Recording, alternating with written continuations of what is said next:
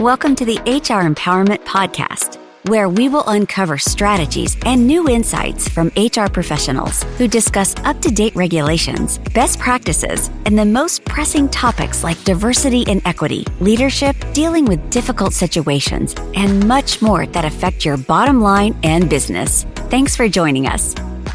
Hey everybody, welcome back. Wendy Sellers here, the HR lady. We are here in episode 4 of 5 in our series on HR technology and the myths that come along with them. Today, we are talking with Tricia Shields, the CHRO of Navient, and we want to talk about the myth that HR technology complicates compliance. Welcome back, Tricia. Thanks, Wendy. So, does HR technology complicate compliance? I can't imagine that HR technology complicates it any more than our old school manual methods that we're using. I always like to use our employee handbook as an example.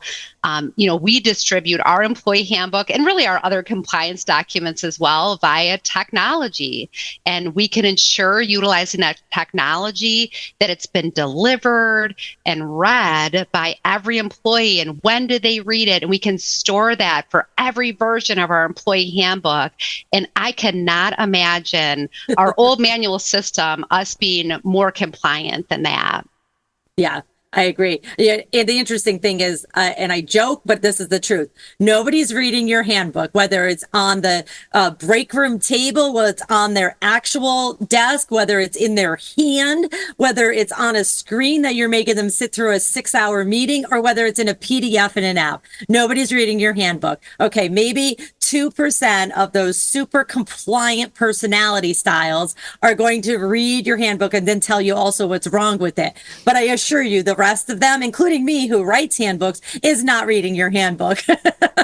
I absolutely agree. I was actually going to jump in and say there are a couple usually that do read the handbook, because then you hear from them about certain sections of the handbook. You hear about them like, hey, this doesn't make sense. There's a typo here. There should be a space here. There should be, 2 dots. And you're like, okay, next time I'm going to have you look at the handbook first before I release it. Absolutely. But it's so true. Technology, I think many people are afraid of technology. That's what it is. So let me ask you that, with what you do, how do you overcome that? How do you get HR people or whoever's, under the HR hat to feel more comfortable with your technology so that they're not afraid of it?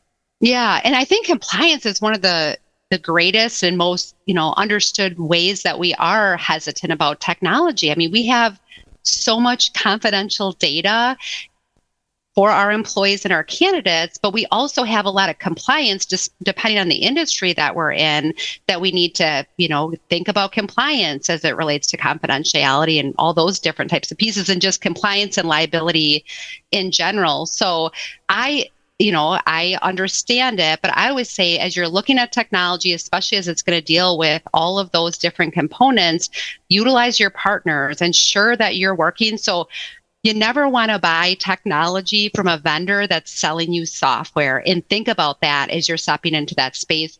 You want to work with a partner that gives you a comfort, and ask them those challenging questions. How am I going to know that employee data is truly confidential? And is it confidential from the IT professionals that are going to be supporting the technology?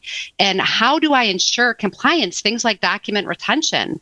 How are these different technologies handling the data that you're putting into the system that is compliance, and lots of confidentiality around that?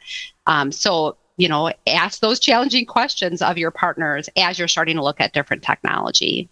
That's a fascinating one from my perspective. Got to tell you, it's the data's in the cloud. It's secure. Is it? And then whose fault is it if it's not? You're the one that signed the contract, and the vendor was the one that said that they'd do something for you. It really gets interesting. I've got some stats for you, Tricia and Wendy. Studies.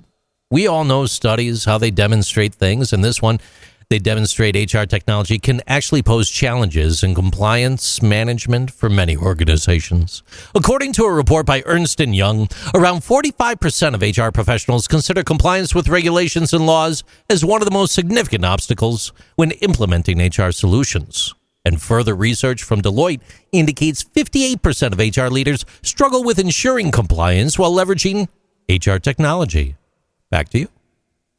Yeah, so important. I wanted to go back to something that Trisha said as well is, if somebody's selling you we do everything, software, I'm already like, nope, I don't think so, because now you're going to lock me into only using your technology for everything, accounting, the construction department, the payroll department, the HR department. And if I don't like something, a part of it, we're all stuck with it. So I'm always just cautious about one and done programs. Don't get me wrong. Many of them can totally work, but everybody that is going to be using that software should be part of the decision-making process.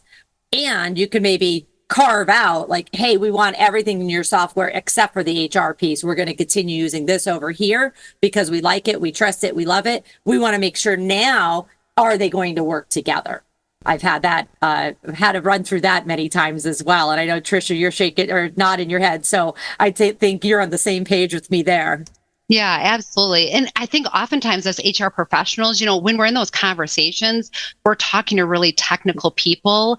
And so we can feel like we maybe don't have a real strong voice at the table. And so I think that's the onus on us as well. If it doesn't make sense to you, ask questions and dig in further. These technologies can be very complicated and in the way that they work on the back end, but the onus is on your partner to ensure, help explain that to me. So what happens with this information?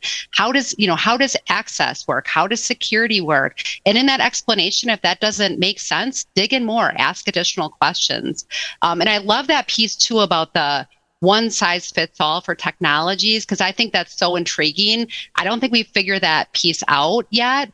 That's the other part I talk about with HR technologies is get technologies that easily talk to other technologies. There's so many technologies in the marketplace now that, were maybe a bit more historic, but they don't speak to other technology. And there's no one right fit for an entire technology solution for your entire HR department. So making sure that you understand how all of those pieces work together, I think is really, really crucial. Excellent. Thank you for that. Thanks for listening, everybody, to episode 4 of our 5-part series on HR technology. We are here to get the facts straight and debunk some myths. In our next and final episode, we're going to cover another myth that only tech-savvy individuals can use HR technology effectively. And on a side note, as the HR lady, I'm always looking for feedback on the program. So please feel free to reach out. Let me know if there's any topics you want to talk about or if you want to be a guest. Simply visit the Aurora Training Advantage website or thehrlady.com to get in touch. Thanks for joining us. Thank you for joining the HR Empowerment Podcast, brought to you by Aurora Training Advantage. We hope you've gained new insight and strategies to navigate the HR profession. We look forward to you joining us again on the HR Empowerment Podcast.